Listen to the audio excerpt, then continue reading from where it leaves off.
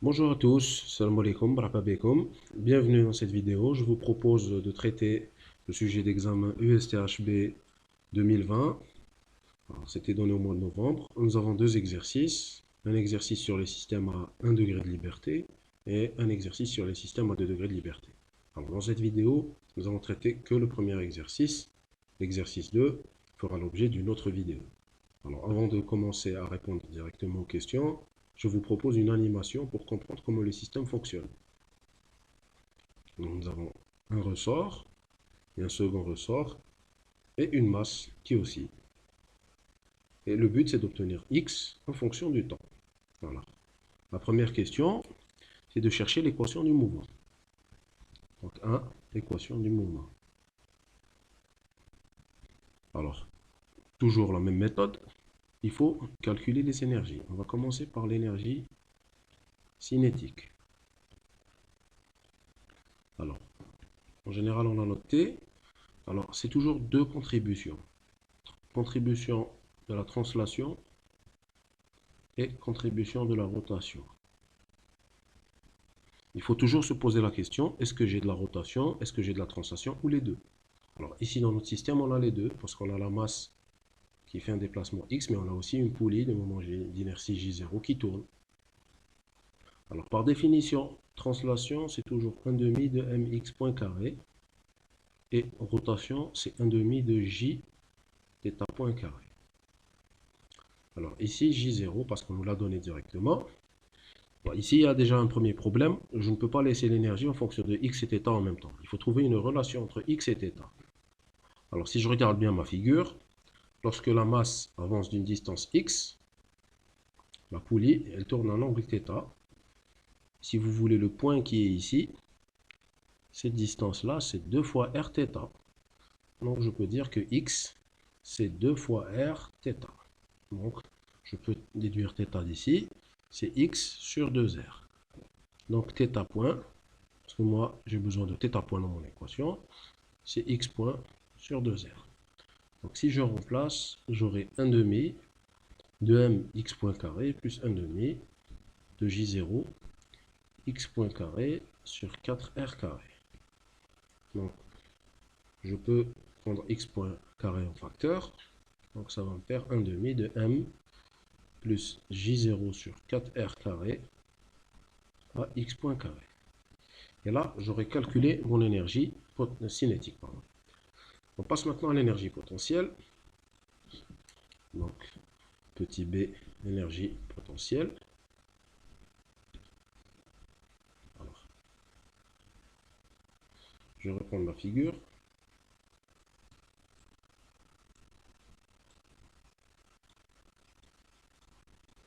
J'ai de l'énergie potentielle due au ressort.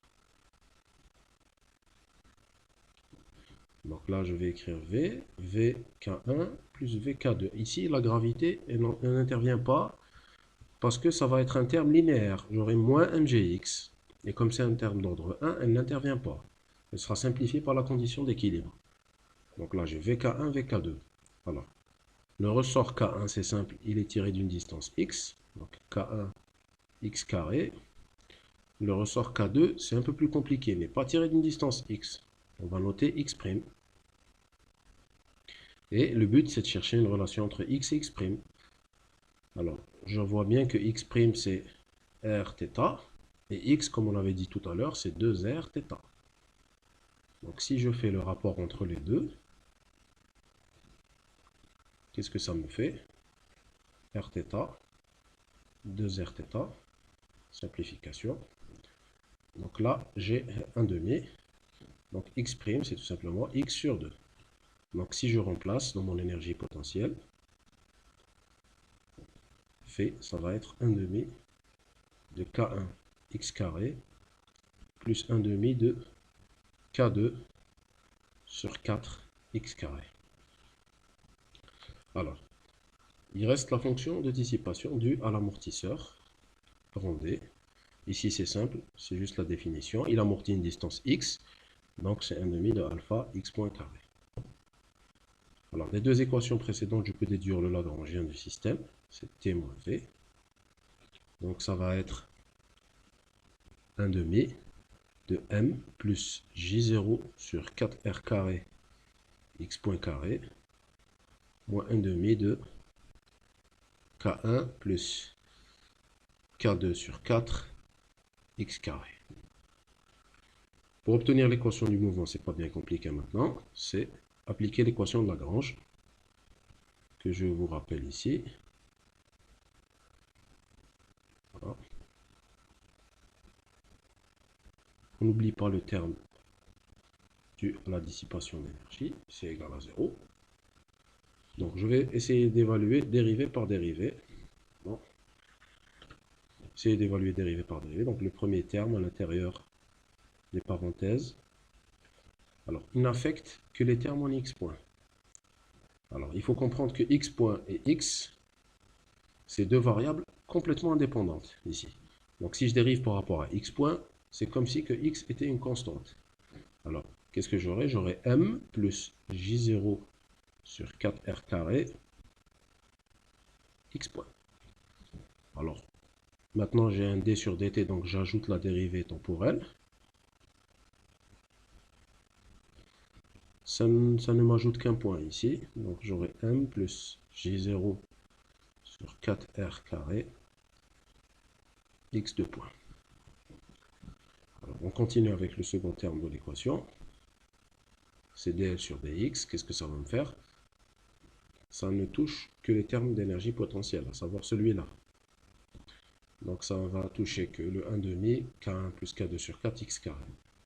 Et donc ça me fait k1 plus k2 sur 4 x. Avec un signe moins que j'oublie pas. Alors, il reste une dernière dérivée, c'est celle du terme dissipation d'énergie. Et ça revient en dérivée 1 demi de alpha x point carré. Et ça me fait alpha x point. Donc si je fais ce premier terme moins ce premier terme plus ce premier terme, comme le demande l'équation de Lagrange, j'aurai m plus j0 sur 4r carré x de point plus alpha x point plus k1 plus k2 sur 4 x égale à 0. Et là, j'ai obtenu mon équation du mouvement. Alors, c'est déjà une bonne partie du travail. On demande dans quel régime, on demande dans la deuxième question, on demande dans quel régime le système revient sans osciller à la position d'équilibre le plus rapidement possible. Ici, c'est ce qu'on appelle le régime critique. Mais avant ça, il faut écrire l'équation sous une forme bien particulière parce que je vais diviser par ce terme qu'on appelle terme d'inertie en passant.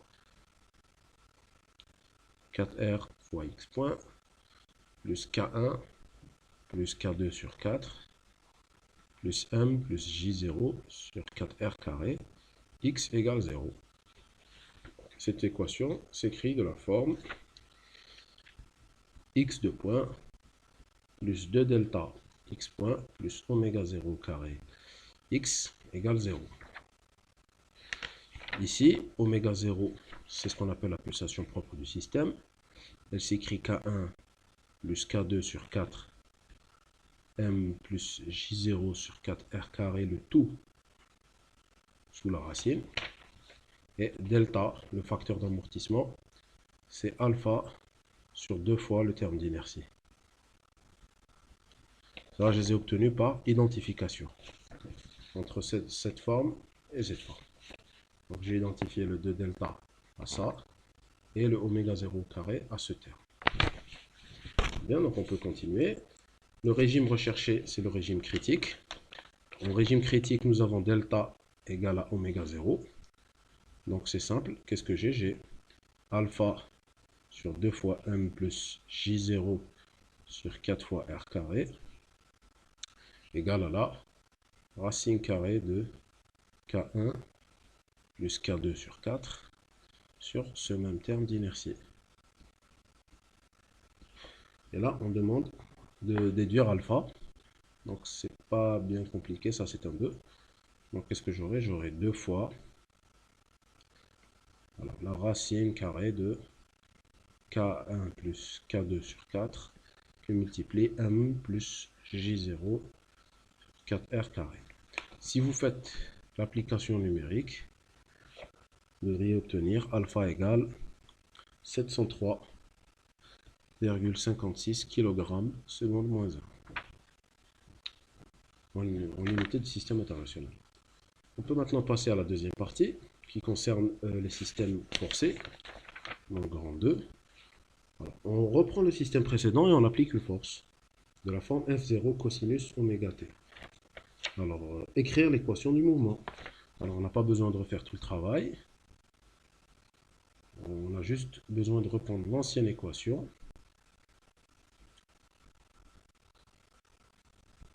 Alors, ça va être F0 sur le terme d'inertie. Attention, on n'oublie pas parce qu'on a divisé par M. Et donc, la force aussi, il faut diviser par M. Donc, je divise par le terme d'inertie, cosinus oméga t, que je peux écrire comme étant égal à A0 cosinus oméga t, pour simplifier les calculs. Alors, en supposant la réponse aux solutions permanentes de la forme xp, alors c'est grand X cosinus oméga t moins phi, calculer grand X et phi. Alors, ce qu'il faut savoir ici, c'est que c'est une équation différentielle avec un second nombre. Sa solution, elle s'écrit xh plus xp. xh, c'est ce qu'on appelle la solution homogène, et elle est donnée si f égale 0. Et là, c'est la solution particulière. C'est pour ça qu'on lui a donné un indice P. Et elle est toujours de la même forme que la force. Même forme que F. Alors, si je choisis une solution XP de la même forme, donc c'est normal de prendre une solution de ce type. Cosinus oméga t moins phi. Alors, comment calculer les constantes grand X et phi? Je vous renvoie au cours. Il y a une méthode avec les nombres complexes et une méthode avec les nombres réels. Moi, je vous donne une relation directe. C'est toujours A0 divisé par la racine carrée de oméga 0 carré moins oméga carré le tout au carré plus 2 delta oméga le tout au carré. Et phi, ça va être ici l'arc tangente de 2 delta oméga sur oméga 0 carré moins oméga carré. Si vous faites une application numérique, vous devriez obtenir grand X, c'est 0,001136 mètres. Et phi, c'est 0,229 radians. Ou encore 13,13 degrés si vous faites la conversion.